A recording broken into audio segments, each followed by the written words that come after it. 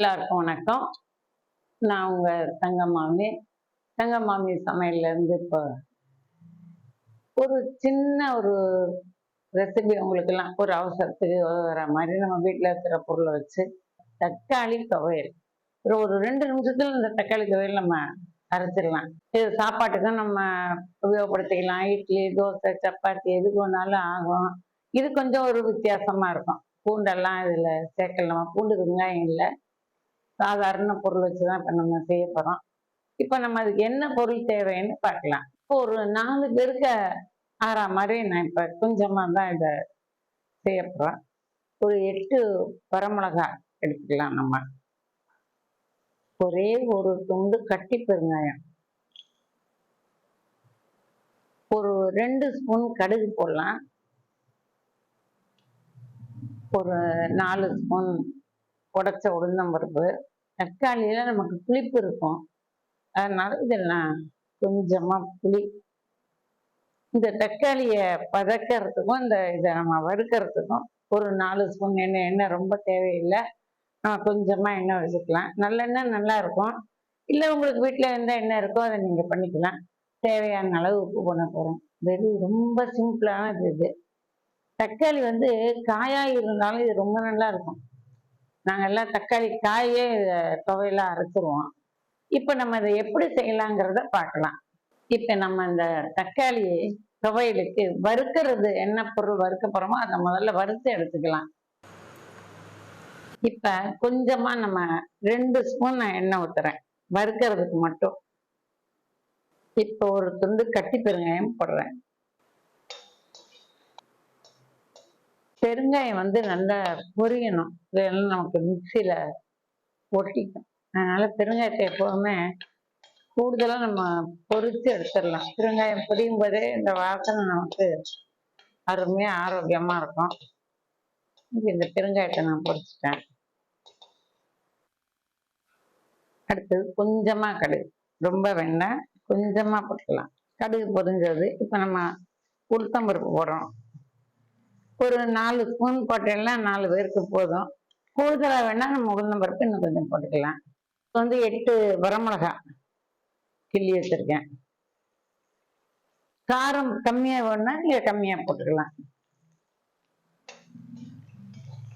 உளுந்தம்பருப்பு நல்லா செவக்கணும். கடுகு பொரிஞ்சது, உளுந்தம்பருப்பு நல்லா செவந்து வந்துருக்கு. இப்ப நம்ம அந்த புளியை இதுலயே போட்டுடுறோம். தக்காளியில புளிப்பு அதிகம் இருக்கும், ரொம்ப புளி போட வேண்டாம், கொஞ்சமா போட்டா போதும். அதே மாதிரி ஒரு நிதானமா நான் ஒரு 2 ஸ்பூன் உப்பு போடுறேன். போடலைன்னா அப்புறம் போட்டுக்கலாம்.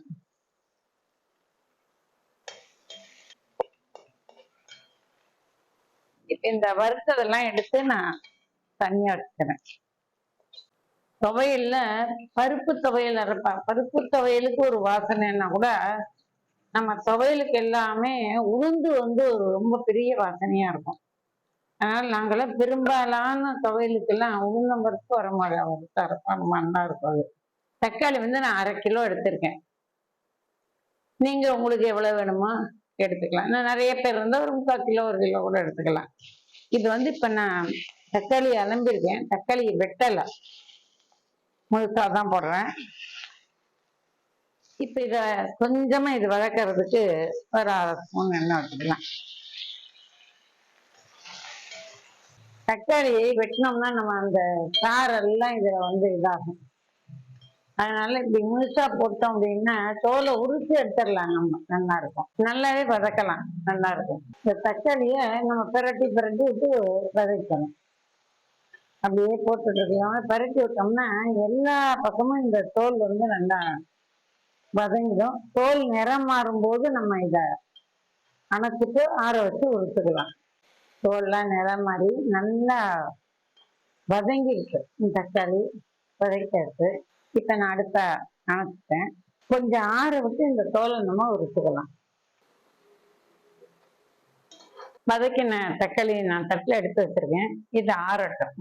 இந்த நம்ம எண்ணெயில வதக்கின தக்காளி நல்லா ஆறி போச்சு. இப்ப இந்த தோலை உரிச்சு நம்ம எடுத்துடலாம்.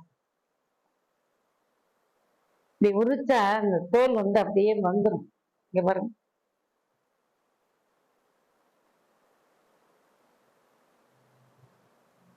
அப்படியே அழகா இந்த தோல் நமக்கு உரிக்க வரும். இப்ப நான் இது மாதிரி எல்லா தோலையும் உரிச்சிட்டு உங்களுக்கு காமிக்கிறேன். இப்ப இந்த தக்காளி தோல் பூரா நல்லா சுத்தமா உரிச்சாச்சு. இப்ப நம்ம துவையல் அரைக்க ஆரம்பிக்கலாம். இந்த தக்காளி துவையலுக்கு இப்ப வறுத்து வச்சிருக்கோம் இல்லையா, இப்ப இதை நான் முன்னாடி போடுறேன். ஒரு சுத்தி எடுத்துக்கிறேன். தண்ணி ஊத்தலை, இதுக்கு தண்ணி ஊற்ற போடுறது இல்லையா, நான் தக்காளியில தண்ணி வச்சு கெட்டியா தான் அரைக்க போறோம். முதல்ல புளி, மிளகாய், பெருங்காயம், உப்பு போட்டிருக்கேன். அதை ஒரு ரவுண்டு சுத்தி எடுத்துட்டு அரைக்கிறேன். இப்ப இந்த உரிச்சு வச்சிருக்கிற தக்காளியை இதுல சேர்க்கிறேன்.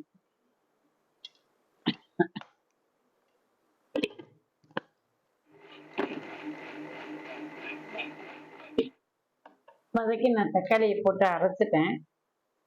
இதுவே உங்களுக்கு தண்ணி விட்ட மாதிரி இருக்கும். இப்ப இந்த உளுந்தம்பருப்பு, கடுகு வறுத்ததை இதுல போடுறேன். இப்ப நான் பருப்பை போட்டு குறவரப்பா அரைச்சிட்டேன். இப்ப இதை எடுத்துட்டு காமிக்கிறேன். இந்த தக்காளி தொக்கு செஞ்சிருக்கோம். சீக்கிரமா செஞ்சிடலாம், ரொம்ப நேரம் இதுக்கு எடுக்காது. நிறைய பொருள் தேவையில்லை, வீட்டில் இருக்கிறது போதும். நம்ம வெளியூர் போயிட்டு வந்தாலோ ஒரு முடியாத ஒரு நேரத்திலயோ நம்ம செஞ்சுக்கலாம். சாதாரணமாகவும் இதை நம்ம செய்யலாம். நாள் கிழமை விரத காலங்களையும் செய்யலாம். ஏன்னா இதில் வெங்காயம் பூண்டு சேர்க்கல. நம்ம விரதங்காலங்களையும் இதை நம்ம உபயோகப்படுத்திக்கலாம். எல்லாத்துக்கும் நம்ம சப்பாத்தி, இட்லி, தோசை எல்லாத்துக்கும் இது சரியா வரும். சாப்பாட்டுக்கும் நம்ம போட்டு பிசைஞ்சிக்கலாம். என்ன வேணாலும் பண்ணிக்கலாம். குழந்தைங்களுக்கு நம்ம லஞ்ச் பாக்ஸுக்கு இதை நல்லா பண்ணி கலந்து கொடுக்கலாம். மற்ற குழந்தைங்களும் விரும்பி சாப்பிடுவாங்க. இதோட ஒரு அப்பளமோ ஒரு வத்தலோ ஏதோ ஒன்று வச்சு சாப்பிட்டுக்கலாம். நீங்க இதை ஒரு முறை செஞ்சு பாருங்க. செஞ்சுட்டு கமெண்ட் பாக்ஸில் கமெண்ட் கொடுங்க. எங்க மாமி சமையல் சப்ஸ்கிரைப் பண்ணுங்க. மறுபடியும் ஒரு நல்ல ரெசிபியோட உங்களை எல்லாரையும் சந்திக்கிறேன். நன்றி, வணக்கம்.